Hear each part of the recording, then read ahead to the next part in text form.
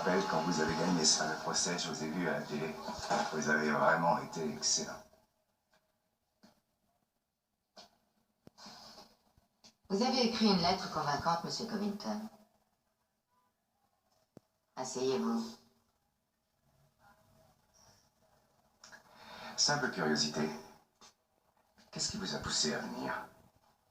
Mon innocence, j'espère. Ça, ce sera au jury d'en décider. Vous voulez me dire ce qui s'est passé? Je dois vous convaincre de mon innocence.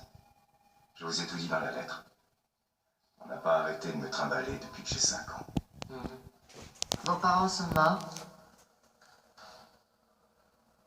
Vous avez devant vous le pauvre orphelin.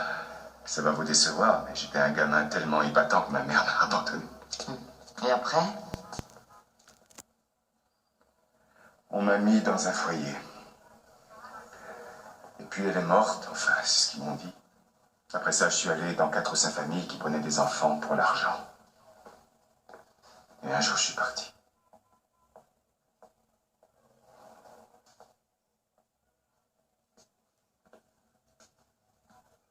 Il n'y a pas assez de mélo dans mon histoire. Vous m'avez dit que votre mère était seule, alors qui était avec elle? Oh, personne. Vous m'avez dit qu'elle vous aimait, qu'elle avait pleuré, que c'était la chose la plus dure qu'elle avait jamais faite. C'est bien ce que vous m'avez dit, non? Je vous ai dit qu'il n'y avait personne d'autre. Vous ne me dites pas la vérité, Ned. Je le sais bien. Alors c'était qui? Niffy, ma sœur. Elle était là. Monsieur Covington, comme vous le savez, votre dossier pose plusieurs problèmes. C'est même Dave Miller qui a formellement reconnu mon client lors d'une identification. Ils l'ont rencontré à 3 reprises, chose que je trouvais curieuse, jusqu'à ce que j'apprenne qu'on lui a proposé d'oublier qu'il avait déjà été libéré sur parole. C'est à ce moment-là que M. Miller, tout à coup, comme par enchantement, a été en mesure d'identifier mon client. Il est clair que le dossier de l'accusation repose sur les dires d'un témoin qui n'est pas venu à la barre, et rien que pour cette raison, je demande le non-lieu. Y a-t-il d'autres raisons, maître Sika?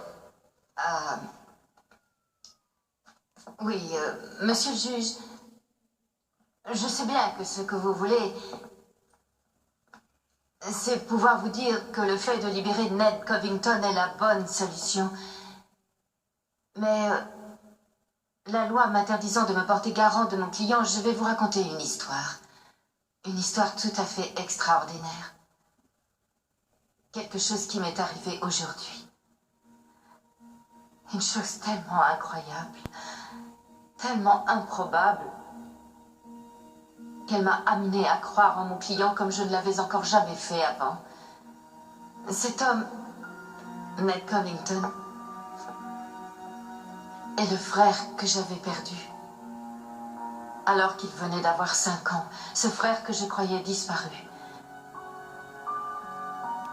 Jennifer, je te dois beaucoup et je te remercie pour tout ce que tu as fait. Tu me manqueras, mais je ne suis pas fait pour cette vie et tu es encore moins faite pour la mienne. Non, non, attends une petite minute. Il n'est pas question que je te laisse partir. Écoute, Willy, Je ne m'appelle pas Willy, je m'appelle Ned. Je ne suis pas le petit frère que tu as perdu. Je suis un homme, Jennifer. Tu comprends ça? Écoute-moi bien.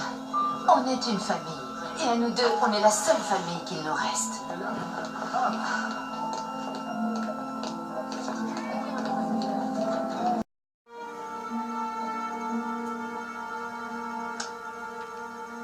C'est une très vieille boîte.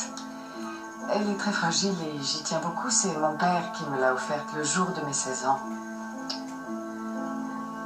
Est-ce que ça vous fait peur de penser que je pourrais la prendre? Ou est-ce que ça vous excite? Certaines personnes aiment vivre dangereusement. Ce sont des gens qui n'ont pas grand-chose, qui s'ennuient beaucoup. Ned, c'était ta Marie-Antoinette. Elle a été... C'était une riche poufiasse qui a très mal fini. Je sais qui était Marie-Antoinette.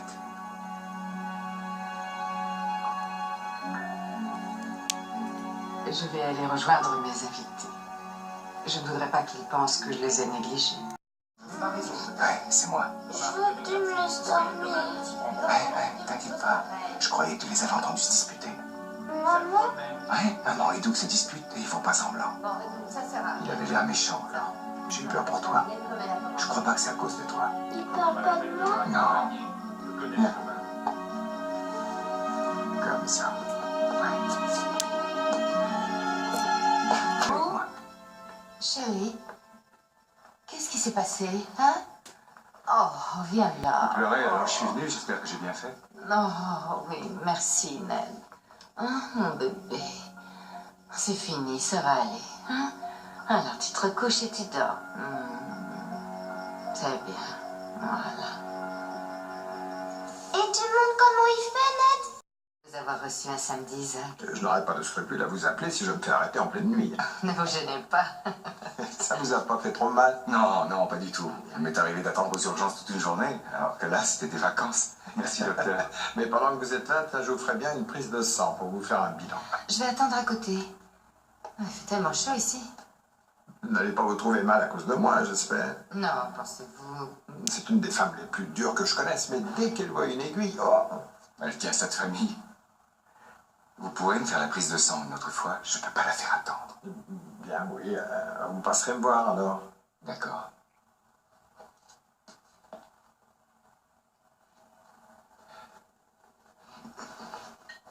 Vous avez les mêmes yeux qu'elle. Ouais, c'est ce que tout le monde dit. Ça a dû te coûter cher, tu n'aurais pas dû. Oh, il me restait un petit peu d'argent. J'avais envie de faire plaisir à mon neveu. Je vais en faire un receveur de génie. Là, moi, pendant ce temps-là, je vais préparer le déjeuner. Oh, pardon, les sandwichs pour la nuit.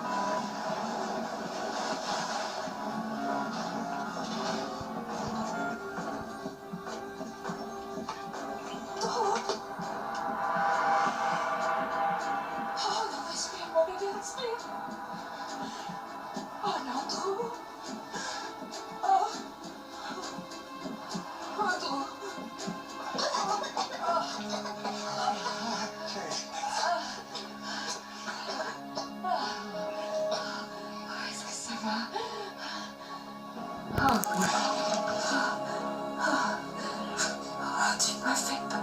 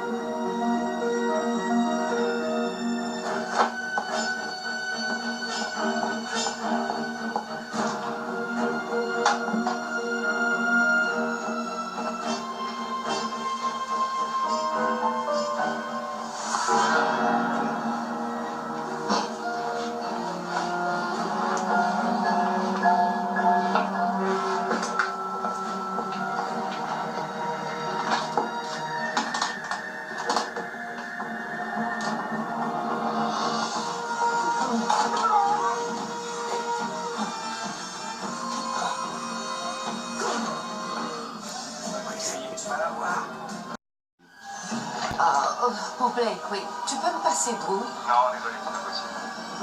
Il vient de sortir à l'instant. Il commençait à s'inquiéter de ne pas te voir. Je sais, je vais me dépêcher de rentrer. Tu peux me rendre un service? Oui, bien sûr. Rentre seul, histoire qu'on passe une petite soirée en famille. À tout à l'heure. Maître, s'il te plaît.